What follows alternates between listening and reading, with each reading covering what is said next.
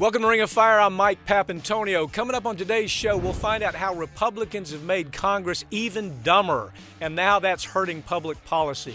The conservative media's hate talk is inspiring some horrible actions by the Tea Party crazies, and we'll tell you why they refuse to own up to their role in recent mass murders.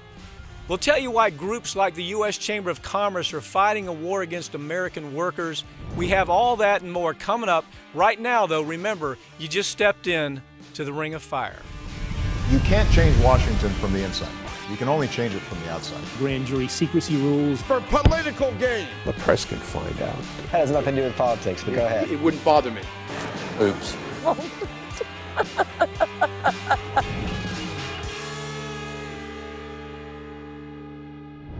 Corporate America has launched an all-out assault on the very people that keep them running. That is, the American worker. Business groups like the U.S. Chamber of Commerce want to dismantle all worker protections and create a system in America that would resemble a Saipan sweatshop economy. Joining me now to talk about that is David Hersh. David, the U.S. Chamber of Commerce has done everything they can possibly do to decimate the labor movement in the country. Anti-union, they have taken to a whole new science. For years, they've figured out the formula to destroy people's right to organize in a labor union. Now they want to do that in a broader way, don't they? They're not happy just to stop labor unions. What's their new move? What's the U.S. Chamber of Commerce up to? Well, you know, Pap, the Chamber of Commerce is now up to promoting the interests of big business to try to limit the ability of our lower income citizens to earn a living wage, where we have grassroots organizations that have been involved in trying to promote and protect the interests of those who are most vulnerable in our society, those at the lower end of our wage scale who make a barely scrape by on what they can make. And the U.S. Chamber has really targeted those individuals and those grassroots organizations, trying to figure out ways that they can promote the profits of their businesses over the well-being of the individuals who are, as I said, at the low end of our wage scale and who are barely scraping by. It engages in, you have companies that engage in all sorts of, frankly, criminal activities that are oppressive, and the U.S. Chamber is working to promote profits over people. Okay, so what's happening here is, first of all, the U.S. Chamber of Commerce comes in and they tell the American labor movement, you can't do business anymore. They have stopped American labor at every turn. They've hired lobbyists to do that. They've hired politicians to do that.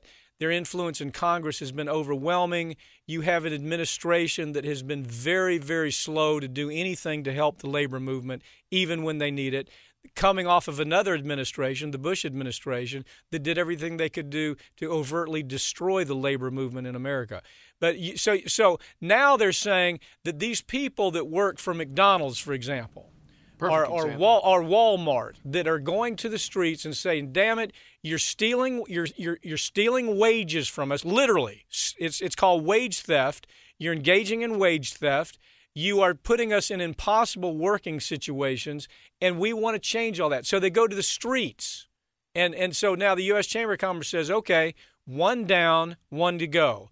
We got labor, organized labor. Now we got to go after these people." How are they doing it? Well, they're doing it by using law enforcement, for example, using pretexts to arrest or interdict people who, frankly, are at risk. We have folks who may have questionable resident status, and so the intimidation that goes with that. They're also using other intimidation factors. One of the things you mentioned is wage theft, Pap, and it's just amazing how wage theft occurs. The statistics in the United States show that low-level workers have about a 15% on average wage theft rate. That means that the people who are earning the $7.25 or whatever the minimum wage is, through the various mechanisms that are utilized by those who benefit from the U.S. Chamber's activities, are actually seeing up to 15% of those minor wages stolen from them, whether it's unpaid overtime, making people work off the clock, making people not providing proper documentation so they don't know and they can't document how much they've actually worked and how much they're entitled to be paid. And quite often, That's coupled with threats and intimidation, saying if you complain, you're going to lose your job. If you complain, we'll inform the authorities and see if you have outstanding criminal or if you have outstanding immigration issues, all designed to simply pad the bottom line of the large corporations. You mentioned McDonald's. They're notorious for that. They make, what is the amount? They make $55,000 per year off of the average worker and pay them a small, tiny fraction of that, and then seek a way that they can carve even more out of that. Okay, let me back up on something just a second. Last 3 years ago, this law firm was involved in a case where we hit Walmart for hundreds of millions of dollars. What we found that Walmart was doing, for example, is they would tell the worker, go ahead and clock out, and oh, by the way, Mary, we have about 30 more minutes of work we need to get done after you clock out. And it was a pattern, and they were doing it all over America, stealing hundreds of millions of dollars from the average worker. Now, that was one way that they approached it. The other way is just to take benefits away where they should get benefits, but they simply don't assign the benefit. There's all kinds of scams that they use. So what's happened now, David, as I see, is these poverty movements, these organizations that work on behalf of, they may be minimum wage workers at McDonald's, minimum wage workers at Walmart. These poverty movements are going to the streets and shutting down industry. You remember that McDonald's was shut down for almost an entire week on and off because people went to the streets. So U.S. Chamber of Commerce is saying, okay, well, we're going to deal with that. We can't. You're not a union, but we're going to deal with it another way. Absolutely. And the shocking number that I saw is that wage theft accounts for an estimated $19 billion in lost pay to employees who deserve it, whether it's off-the-clock work, undocumented work, lost overtime work. $19 billion. Think about that number for a minute as an annual amount that is stolen from American workers, and then we have the U.S. Chamber that's saying we're going to shut down these grassroots organizations that really have sprung up to try to help these laborers, many of whom, and it's frightening to think, we think of it being as a minority of workers. Really, the majority of the folks who are affected most by this are women. And so we have the U.S. Chamber working counterculturally to what we're about in this country, which is providing opportunity for folks to provide for their families. And they break up these organizations, they interdict these organizations, they've begun PR campaigns that are designed to create sound bites that make it appear that somehow these organizations are well-funded and sophisticated, when in fact they're really just workers who are grouping together and saying, we can't live on this. Two parts to something you just said. First of all, David, you know and I know that the U.S. Chamber of Commerce has nothing, absolutely nothing in common with the average American worker. Second of all, they have nothing in common with the average American mom-and-pop business. Not at all. These are organizations that are owned and operated by 19 major corporations. That's where they get all of their money. We caught the U.S. Chamber of Commerce. If you recall, I think we did a story on this last year where we caught the U.S. Chamber of Commerce lying about the number of people of membership that was giving them money. And then when it all came out, when the truth came out, most of their money came from only 19 companies that were both international conglomerates and national conglomerates that have nothing to do with the average interest of mom and pop workers. For example, Walmart's one of them, McDonald's is one of them. So you have the Chamber of Commerce trying to shut down these demonstrations that are taking place in front of Walmart, where we're actually hearing the story about how Walmart has taken a worker and made him into almost a Saipan kind of laborer. Well, and effectively, the U.S. Chamber has become nothing but an isolated advocacy group for the largest corporations in America and internationally, yet they purport to represent the interests of the workers, the interests of businessmen, and you're exactly right. And in fact, it's heartening. A bit of good news on this. A number of local chambers, once they've discovered how the U.S. Chamber of Commerce works and what their objectives are, have begun withdrawing from their membership because they realize it doesn't represent the workers, nor does it represent the businesses that it purports to represent. And it marginalizes our workers, and we're seeing what is a growing disparity and I think it's probably one of the largest threats facing our country today, a growing disparity in income between those who are being marginalized to the lowest level and below the level of poverty and survivability, and those who are able to profit and to grow and to benefit from our recovering economy. The U.S. Chamber, David, I think you and I have talked about this before, but the U.S. Chamber of Commerce has a direct interest in giving a clear field to the American worker, taking the American worker and making it something that can be extracted. In other words, if you have a corporation that is not an American corporation, they don't even have a country, they're multi-conglomerate, they don't really live anywhere, they don't have their own flag, they don't have anything in common with America at all. But what they're doing in America now is they're extracting this resource. They're extracting the worker resource here in America. They're coming from across the seas, coming and trying to say to our American workers, we're going to treat you like Saipan workers. It's not just happening by multi-conglomerates across the sea. It's happening right here on the soil. But the U.S. Chamber of Commerce has marching orders, and those marching orders is to allow corporations to extract the natural resource of the American worker. And that's what we see happening all over this country, and it's what we've seen in the last 12 years, isn't it?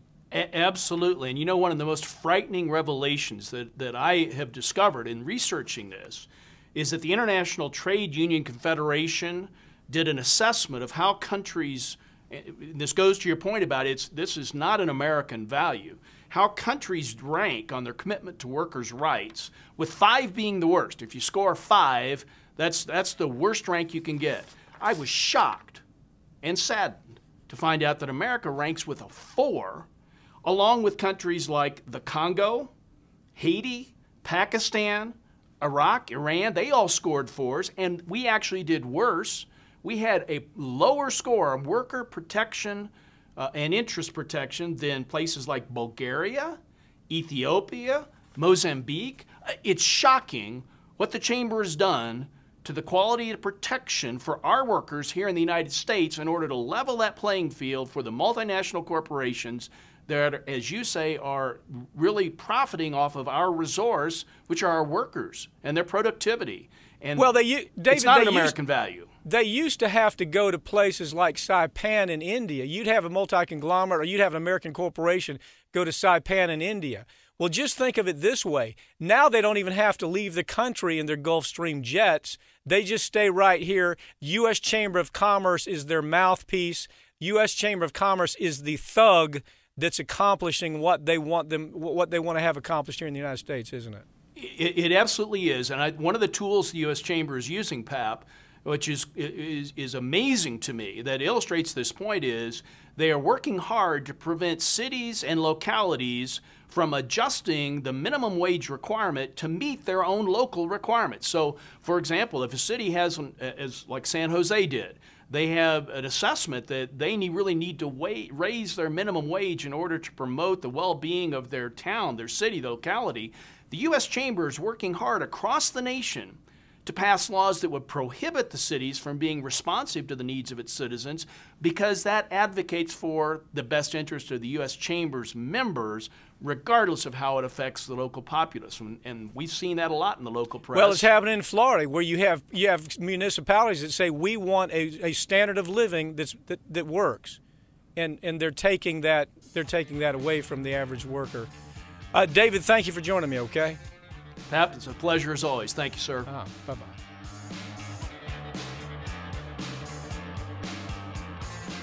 The language used by shooters in some of the recent mass murders in this country is identical to the language used by both Tea Party members and Congress, if you can believe it, and pundits from conservative media.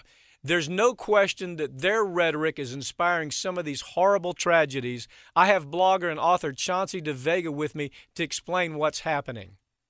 Chauncey, right-wing domestic terrorism like we've never seen. It's just barreling across this country, and now we have the very conservative mouthpieces who help promote all that, saying, "Oh, gee, we don't have anything to do with this. We're not responsible in any kind of way." What's your take on it? You wrote a great article called "The Right-Wing Echo Chamber Helped Create Murderers," And I think anybody who's followed this story would agree with you on that. I mean, the right-wing media at this point has blood on their hands. The analogy that I like to use is that they are political arsonists.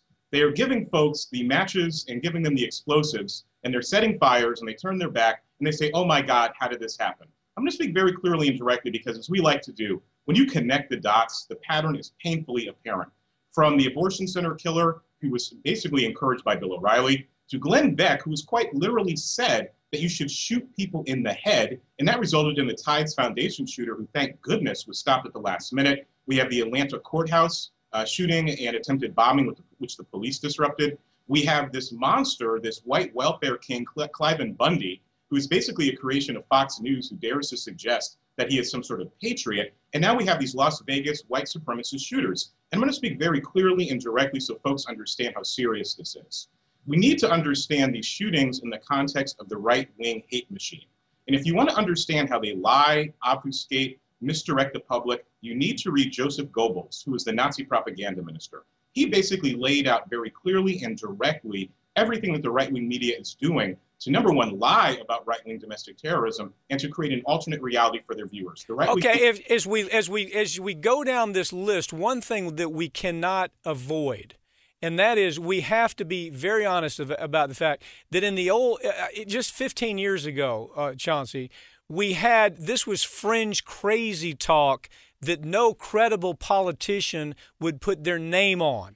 And so now we have Rick Perry embracing it. We have Bobby Jindal, Michelle Bachmann, Ted Cruz, all of them embracing, all of them Republicans, all of them crazy fringe Republicans, I suppose, that are embracing this. And we're hearing it on Sunday talk shows. It used to be we would never hear about anti-government talk, about how, government has failed and the only thing we can do is take up arms. Now we hear Republican Tea Party politicians talking like that on weekend Sunday shows, don't we?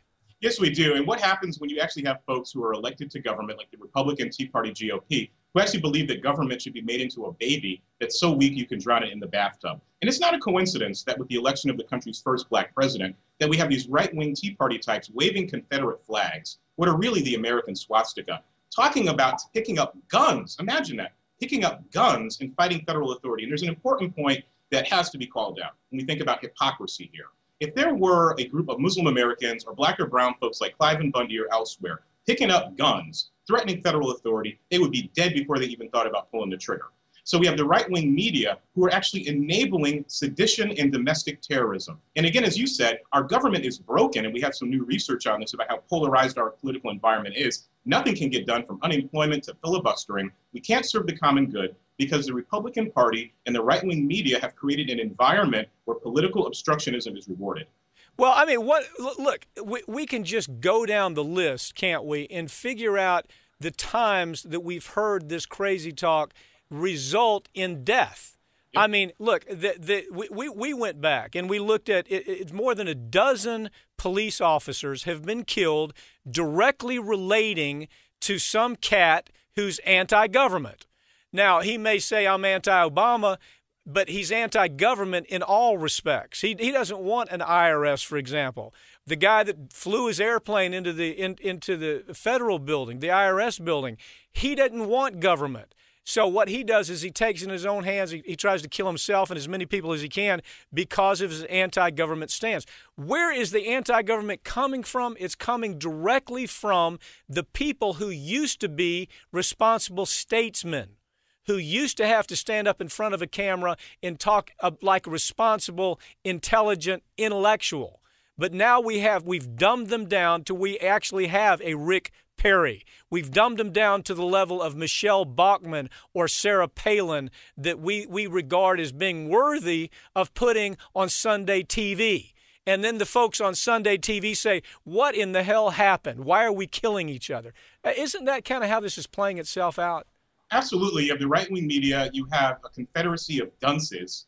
We have the dumbing down of the American public. And you're absolutely right in the sense that the right-wing media has created an alternate path here where you don't have normal government where people come together, cooperate, behave with dignity and self-respect. Now you have, especially with the Eric Cantor's loss, you now have, again, the stakes being raised where it's not mainstream Republicans who are now really to the extreme far right. It's not responsible citizens. It's the right-wing media hate machine in the Tea Party, the farthest fringes, who are really doing the work of the Koch brothers and the 1% to destroy the middle class and the social safety net. So you're right. It's the death of responsible government. It's the death of sensible statesmen. And we, again, always going back to what we know. Right now, based on some new empirical research, the most liberal Republican is far more conservative than the most conservative Democrat. And there's no area of overlap, because you know what, if you're a responsible Republican who actually believes in the common good, the hate machine and the hate talkers will depose you and vote you out of office. Okay, so now let's just go down the list. Look, what have we heard from the anti-government people just in the last, let's say the last 6 years? We've heard that Obama has, that he's built FEMA prison camps for Tea Partiers and conservative Republicans, and they're going to be put into these camps. We've heard that the government has a plan to take all of our guns and make us their almost defenseless subjects. I mean, we're seeing that very clearly. We've heard even the Rick Perrys and the Michelle Bachmans, the Ted Cruzes and Bobby Jindals talk like that. We've heard that the government is working with the UN to create this new world order to where something featured maybe in kind of like a Hitler scheme, to where you have Obama and the government doing that. The government is supposed to be working on death panels to kill our age and old, citizenry. So they keep hearing these ridiculous anti-government stories. And the worst thing about it is corporate media tells these stories, and they act like it's debate that this really might be happening. We see that happening almost every month now, don't we?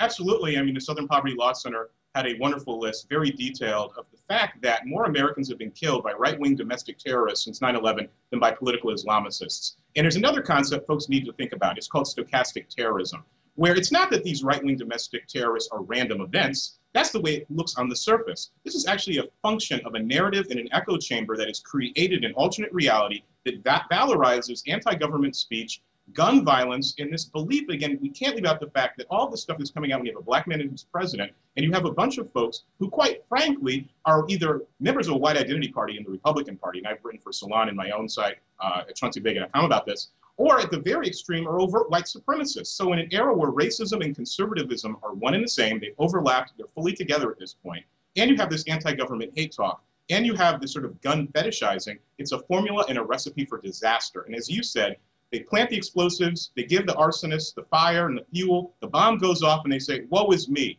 How could this possibly happen? When they know it's happening.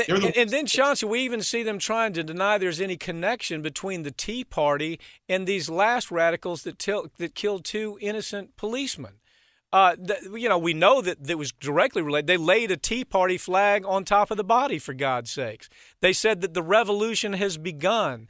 They started talking the same talk that we heard on the Bundy Ranch. They started talking the same talk that we hear at town hall meetings when Tea Partiers are out there with their signs of Obama depicted as a monkey. Their signs of Obama is depicted as a Hitler.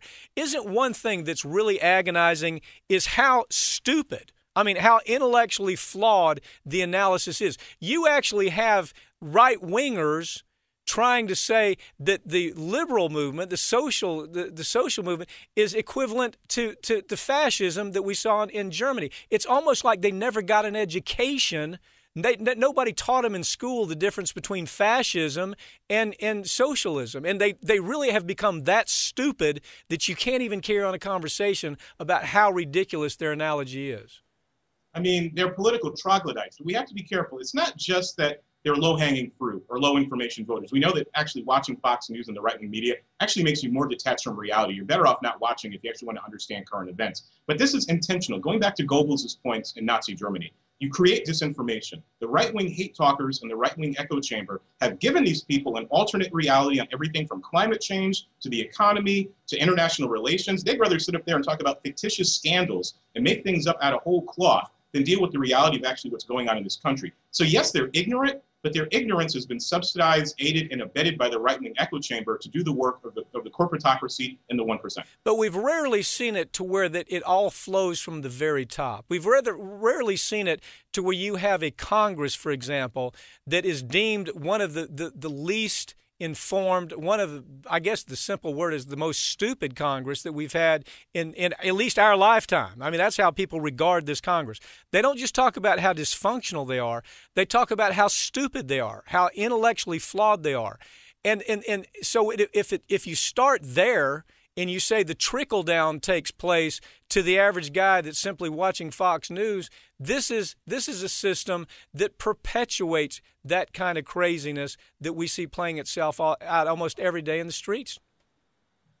Absolutely. Again, it's top down. And when you're elected officials in a representative democracy who are supposed to be the best of the people, who are supposed to be the brightest and the most responsible, I love how these right-wing Tea Party types walk around with the Constitution in their pocket. They certainly have never read the Federalist Papers, and I doubt they've read the Constitution, because their leaders and elected officials are basically burning down the village in order to liberate it. The very framers and founders who they fetishize, I trust, would be grossly disgusted by the type of political antics that are common to the Republican Party in the age of Obama. At what point does Fox News say, "Okay, we're responsible for this. We have to claim some responsibility in what we've created. We brought you Glenn Beck. We brought you Mike Savage. We brought you Rush Limbaugh. Almost everything he says becomes important on Fox News." At what point do we say, does Fox News say, "Okay, enough is enough. We're destroying the entire fabric of democracy here"? They never will. And that's why it's up to the American people to write letters to the FCC and say, you know what? There's domestic violence directly related to these hate talkers. To write advertisers and say, you know what? You're advertising on these radio stations and TV shows, and they're actually subverting democracy. They're threatening people. They're ginning up violence. And they are either directly or indirectly responsible for the spate of domestic shootings and right-wing conservative terrorism that we've seen in the age of Obama. So that Fox News, this is about money for them. Right? They're putting butts in the seat and they're satisfying their public. The American people, sensible folks on the left, right, and in the middle need to go after the advertisers and need to go after the FCC. We've seen it work, haven't we? Color of Change made it work, didn't they? And there was also another movement to basically turn off Fox News and gas stations, hospitals, and doctors' offices, because when you go out, Fox News is everywhere. And we've actually seen a great movement to actually cut off Rush Limbaugh, some of his money. So yes, it can work, but people need to follow through and connect the dots. They're not going to get the truth from Fox News. They need to sit down, look at the big picture, and say, you know what, I'm going to vote with my pocketbook, and I'm going to hold these right-wing hate talkers responsible. We used to just say Fox News is a cartoonish bunch of, freaks. But now we're saying that this cartoonish bunch of freaks is affecting our public safety.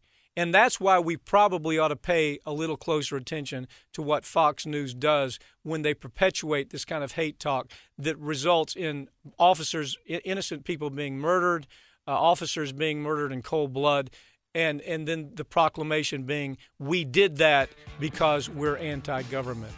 Chauncey DeVega, thank you for joining me as usual. Great material. We'll stay in touch. Thanks for having me.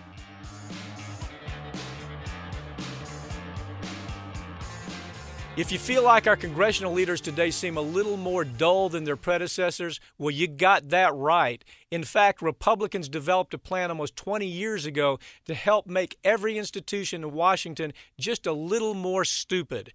Joining me now to talk about this is Howard Nations.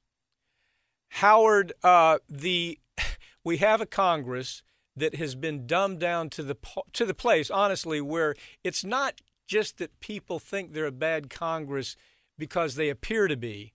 It is that we have a bad Congress because they don't even know the issues. I mean, they have been dumbed down to where it's almost indescribable. We haven't seen this in history, have we? No, we haven't. Let me test your memory, Mike.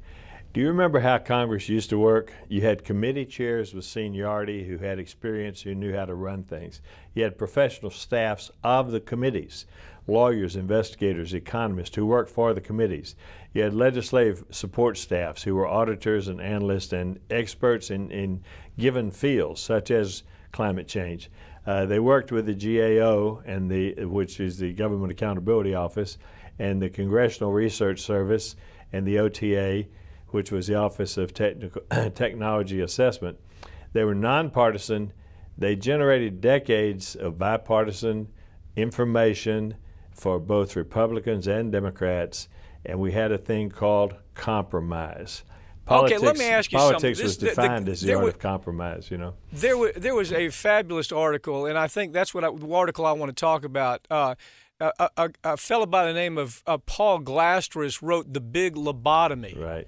And I think some of the things you're talking about come right from there. And the thing about The Big Lobotomy, the interesting thing to me is Congress, when you had this influx of Republicans, basically took the position, we don't need to know anything, so we don't need the support staff, we don't need researchers, we don't need anybody determining whether the lobbyists are lying to us or who's correct, so they got rid of as many as they could. Isn't that kind of what happened here?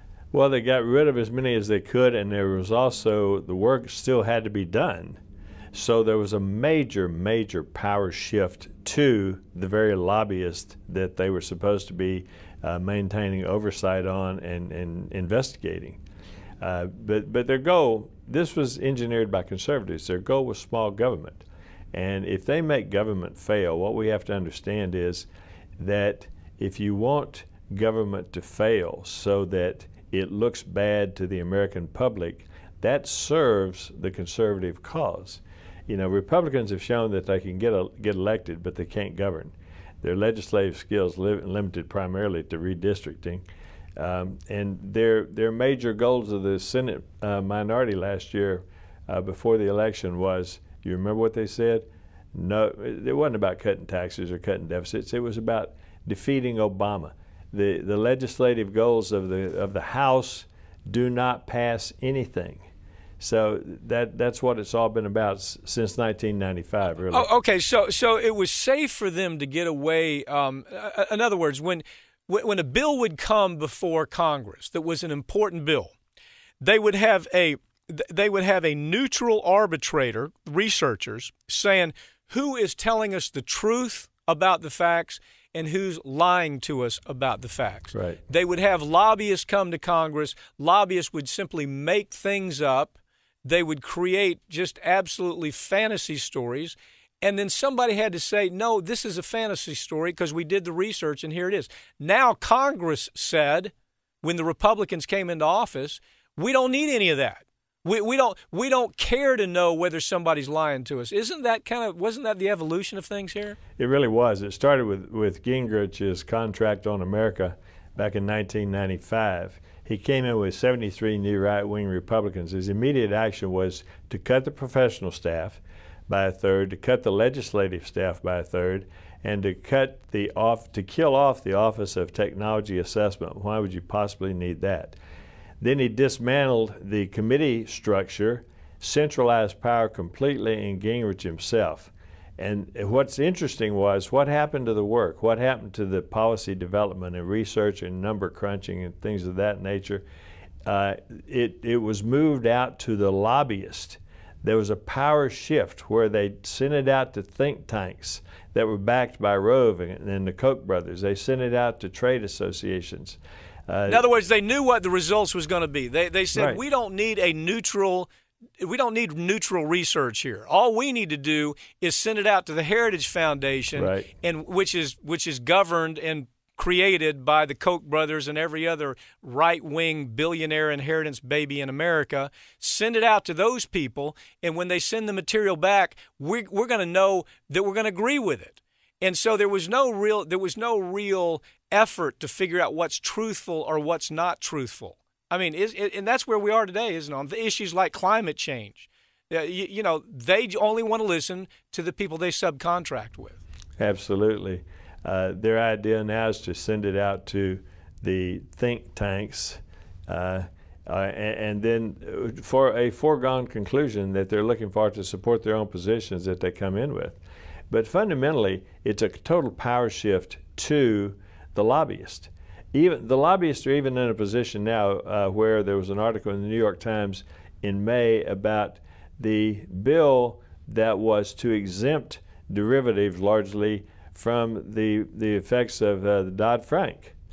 And it was passed the House, substantially passed the House. It was killed in the Senate, but it was written by Citigroup's lobbyists. So they've sent out policy development. They've sent out everything to the lobbyists themselves. It's a power shift. In other words, you used to have organizations like the Government Accounting Office. You would have the Congressional Research Service their role was to say, look, we're not Republican, we're not Democrat. We're simply trying to give you the facts. Now the example you just gave is rather than relying on those types of impartial organizations, they go out and hire the organization by way of a think tank to come back and tell them what they want to say. In this situation, as you point out, it was actually written by Wall Street, and then they want to use that to. Now, let me ask you this. You followed this story about how this is how this goes bad. You followed the story where they asked the same thing to occur. They went out and they had their contractors, the Heritage Foundation kind of contractors, come up and say that Obamacare was a disaster because enough people are not signing up. Now, they used their statistics, right? Right. And then they asked the heads of the insurance industry to come in and testify about those numbers. What did they find? Well, what they found was that the research that was done was completely inaccurate, because the issue was what percentage of the people who had actually paid their premium who had signed up for Obamacare. They claimed that only that a third of the people had not paid. What they included in that were the people who had not yet been billed for Obamacare, so of course they hadn't paid. When the insurance people came in, they said, no, our collection rate right now is around 80%. So the people they brought in to testify that they thought would support them, they were embarrassed, if they're capable of embarrassment. So it was all phonied up. It was completely phonied up. You had Republican congressmen phony up information by way of their private think tanks. In the past, what they would do to avoid the dumbing down of the truth is they would have their impartial staffers. They would have the Government Accounting Office. They'd have the Congressional Research Service actually do the numbers. But here they phonied them up, and then they were embarrassed when the entire insurance industry came in and said, this is all a lie. You're lying about, and this is an industry that didn't want Obamacare to begin with. Exactly. Who does the work if you don't have the GAO and you don't have the CRS doing it? The work is now being done by trade associations, by lobbyists, by think tanks. And now they have the K Street Project, where they've taken the staff members, the GOP staffers that they've cut, and they're putting them to work directly with the trade associations and the lobbyists and the think tanks, so that they're sure that when they pass along their policy development to those groups, that they get the right result there, because their own former staffers are now working there. So what we have now, and we're seeing this an awful lot, we're seeing congressmen come into office that have a net balance sheet for their net worth of about negative 1,000. They get into Congress, they get paid the $160,000 plus all the benefits, and then when they come out of Congress, if they do the right thing for K Street on this K Street project, right, that you're talking about, for the lobbyists, if they are the yes men for the lobbyists, they come out of Congress, go to K Street, and they make millions, and that's their payday. Isn't that what the K Street Project is all about? And it's actually called the K Street Project. Yes, it is. The K Street Project is all about paying off congressmen who do the right thing while they're in Congress, taking care of them and their staffers once they leave Congress, where they come out and collect big money, ex post facto bribery, if you will. And we wonder why the American public believes that this, and this is the opinion, that this is one of the most stupid, dysfunctional Congress that most people can remember in their lifetime. And they wonder, well, how the hell did that happen? Well, the story's right here, The Big Lobotomy by Paul Glastris. I think it's an eye-opener. It really is. Howard, thanks for joining me. My pleasure, Mike.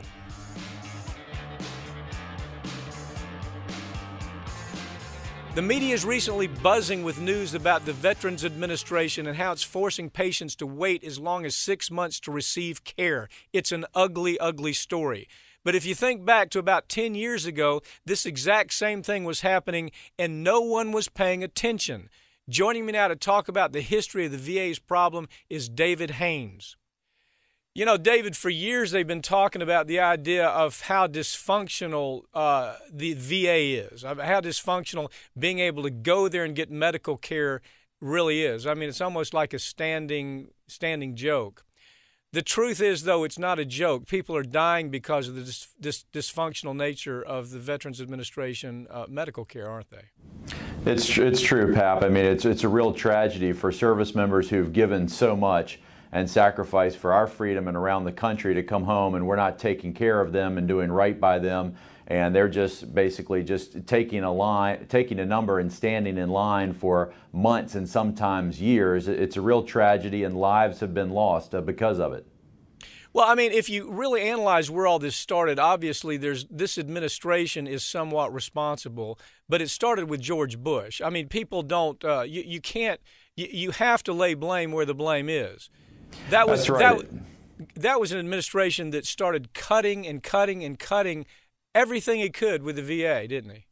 Those decisions have come home to roost, unfortunately, and evidenced by the current problems that we're having. They had huge cuts under the Bush administration to veterans benefits. Meanwhile, while President Bush was going off and fighting all of these wars, of course, around the country that he wanted to do, wasn't taking care of his veterans at home. And of course, as we know, in these recent wars, with current warfare today and the effects of PTSD and everything else on our younger veterans as well, but even our older veterans, there's a huge need in this country, and we need to be protecting our veterans at all costs. And it's been a terrible bureaucratic disaster.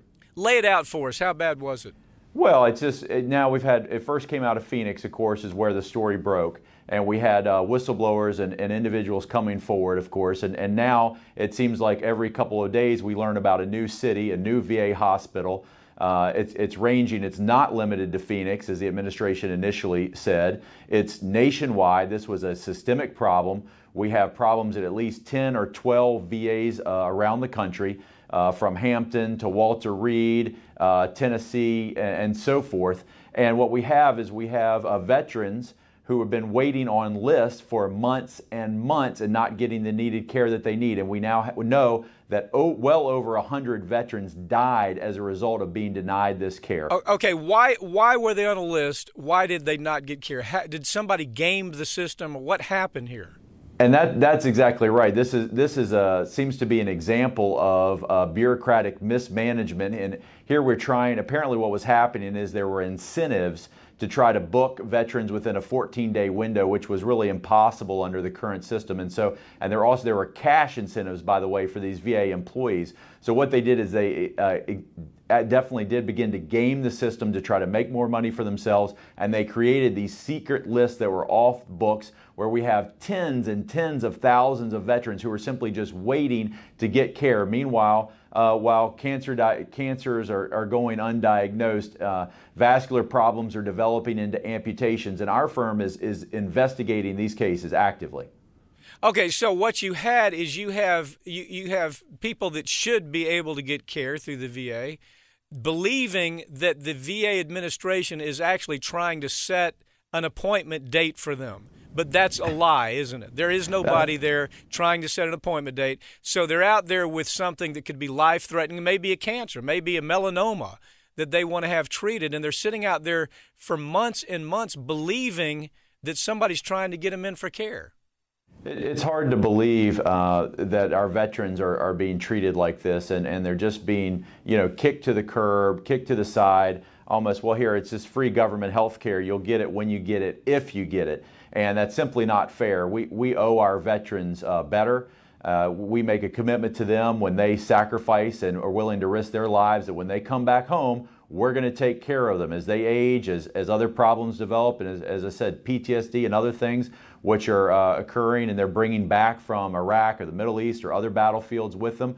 Those things need to be addressed, and promptly, but instead they've been sitting on secret lists because bureaucrats are trying to get some sort of cash payment. So Shinseki is finally out. We have now Gibson in. Okay, let me stop you right there. Okay, here you have Eric Shinseki. This is a guy that has been told. Now understand, let's put this in perspective. He had been told by whistleblowers months and months and months ahead of time that this was going on. The congressional committee knows that it's going on. You have them testifying about the fact that it's going on, but you have congressmen that obviously are aware of it that take no action and allow it to continue. Republicans, Democrats, all of them allowing this buffoon, this Secretary Eric Shinseki to allow this to go on for months. And some question is, did the first whistleblower come out as long as 2 years ago? So give me your take on it. Well, it is very distressing to hear that, and that these accounts were discounted. Congress has the oversight function, obviously, and if members of Congress were aware, they didn't act on it. Not sure what was, of course, President Obama initially supported Secretary Shinseki, but as additional information came out, it was clear that he did have an opportunity to act and create reform, and unfortunately lives have been lost. And your viewers should know that if they or a family member has been affected by this, there are certain time deadlines which must be followed under the Federal Tort Claims Act, because there are potential civil actions that can be brought for wrongful death or other injury in this context. Well, obviously you're handling these cases in Washington, D.C., but they could contact you from anywhere in the country, I take it. But that's right. Here's what I'm really interested in. I'm interested in, where did this begin with the Bush administration, and how did the Obama administration allow it to continue in your estimation? How did this occur? Where did it start, first of all? Start with the beginning of the cuts. Well, it does. It's a funding issue, but then when Shinseki got in, he was asking for more and more funding, and the funding was increased from $100 billion to $150 billion. So a 50% increase and a huge amount of money. So what we had was just gross mismanagement, and throwing money at the problem apparently just did not solve it. So, you know, they've got to get to the core of this and really root it out, but it seems like the incentive system was very poor, and unfortunately it's a tragic example of bureaucratic inefficiencies and laziness, frankly, and just very immoral conduct that would allow these people to sit on the list while, you know, they go untreated. Tell me how the whistleblower presented this case. Who was the whistleblower? How did he present the case to Congress? How did he present the case to the people Shinseki, who should actually have taken action? How did it occur? There are varying reports as far as who was first and who came out and at which location, but our understanding is that one physician out of Phoenix finally came forward. And then it really, of course, what we saw is a waterfall effect, with a number of different whistleblowers coming out of each of the different VA hospitals around the country, and that's how we're learning now. And of course, the role of the whistleblower in this context and in other contexts, in government fraud, and particularly in the healthcare industry, is critical to help reform. But unfortunately, you know, it's fortunate that it takes a whistleblower like that, but they have the courage to come forward and say that we have a terrible system that's broken. Yeah, what's the ugly part of the story to me is all these politicians that drape the flag around them and talk red, white, and blue, and holy mouth red, white, and blue talk. And then when it really comes to taking care of business, it's exactly what we expect. David Haynes, thank you for joining me, okay? Thank you, Pat.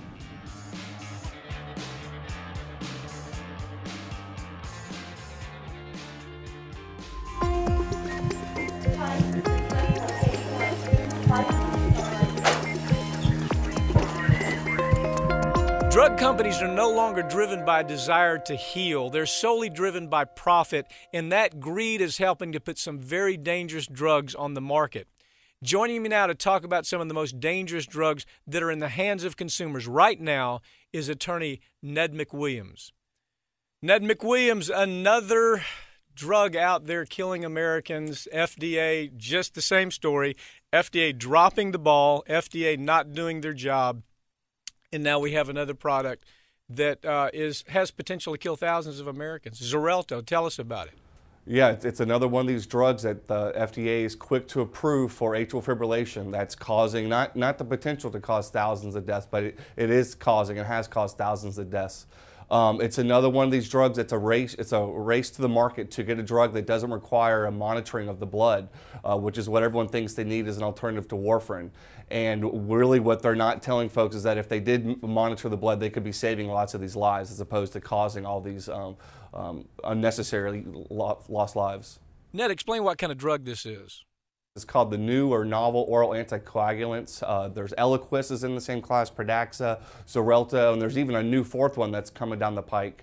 And they're all the same in that they're supposed to be as good or better than warfarin, but you don't have to go to your doctor on a regular basis to have your blood tested. And they are touting this as an advantage, as a benefit over warfarin. Therefore, as a reason to charge so much more for the drug, because these drugs are like $3,000 a year versus $400 a year for warfarin. Ned, you've actually seen the working documents. You've seen some comparatives with warfarin. For example, warfarin has been on the market 60 years or so. We know that its morbidity rate is way low compared to Xarelto, but you've actually seen the numbers of comparatives on warfarin that is a proven drug in Xarelto that's Johnny-come-lately on the market, just a cash cow that this company's trying to develop. Tell me about it. Yeah, there's a patient safety network out there called the Institute for Safe Medicine Practice, and they track this sort of thing. It's called Adverse Event Reporting System, and what they do is they basically keep track to see how many events are reported of patients suffering serious or fatal bleeds on Xarelto or Pradaxa or warfarin or any drug for that matter. And what they found is that Xarelto is now out-tracking all other drugs in the class, and it now accounts for it's the #1 serious adverse event reported drug in the country. Ned, how did they get away with this for so long? What I mean is that when you saw the comparatives, you had Xarelto saying, "Look, we're the new drug to solve atrial fib. I mean, we're going to solve that problem." And it was almost as if warfarin was old news, no longer relevant.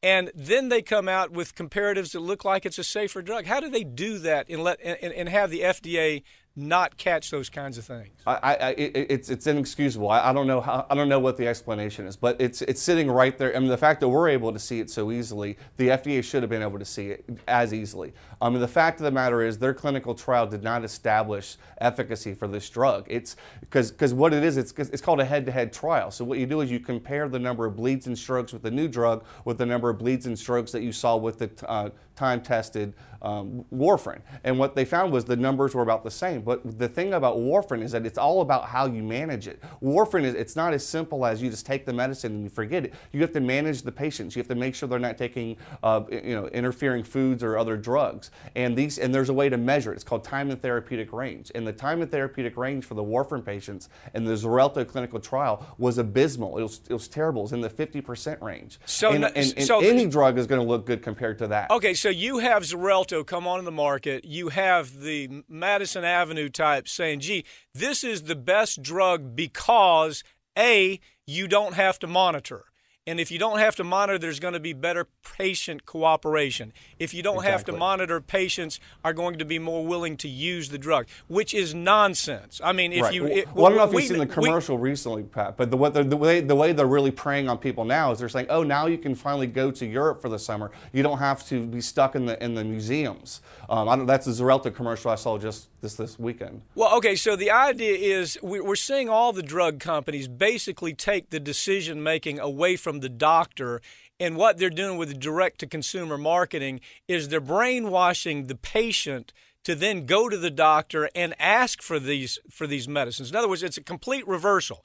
You got somebody out there that's on warfarin, they're doing just fine, they've taken it for 10 or 12 years, no problem with atrial fib, they don't mind monitoring, and then the next day they hear a Xarelto commercial and they say, "Well, doc, I want to take Xarelto," and you have the company actually selling the patient so the patient will go sell the doctor. Aren't you seeing that a lot, not just in Xarelto? Yeah, I was going to say the same thing, not just with Xarelto. We saw this with other products we've worked on, and these drug companies know that if a patient goes in and asks for a drug by name, that 9 out of 10 doctors will prescribe it to that patient, even if it's off-label, which is frightening. It shows you how doctors just want to appease their patients. It's easier to write them a prescription rather than to provide them a 20-minute consult on why this drug may not be best for them. Isn't this why they don't allow direct-to-consumer marketing in so many countries? I mean, isn't this part of the problem? They know the statistics. They know that when somebody is fearful of their health, that they want to take every bit of advice they can,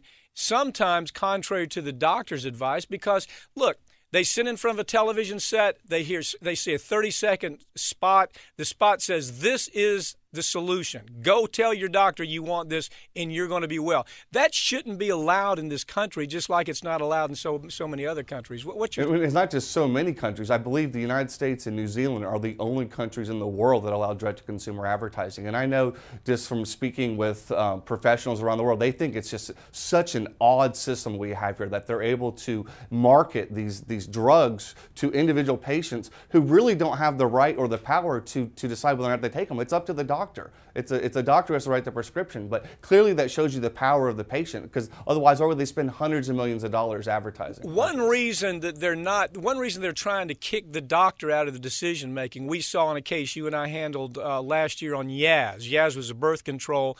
We settled that case nationally for all the women who had strokes, had died for all just horrendous kinds of things. But we saw in that case that they had done research.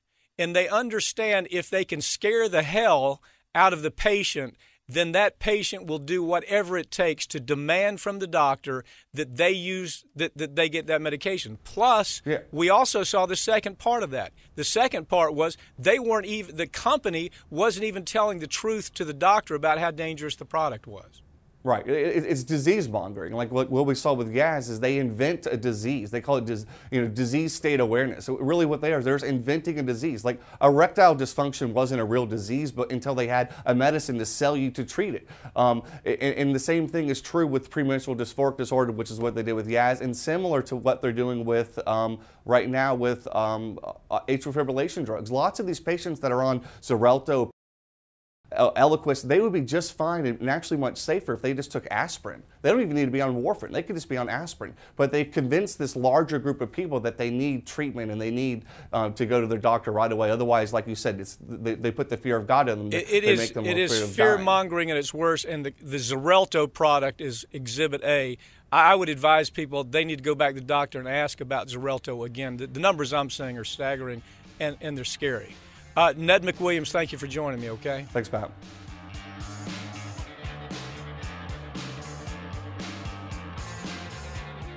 That's it for this week's Ring of Fire, but you can keep up with us throughout the week online at ringoffireradio.com or on Twitter at Ring of Fire Radio and on Facebook.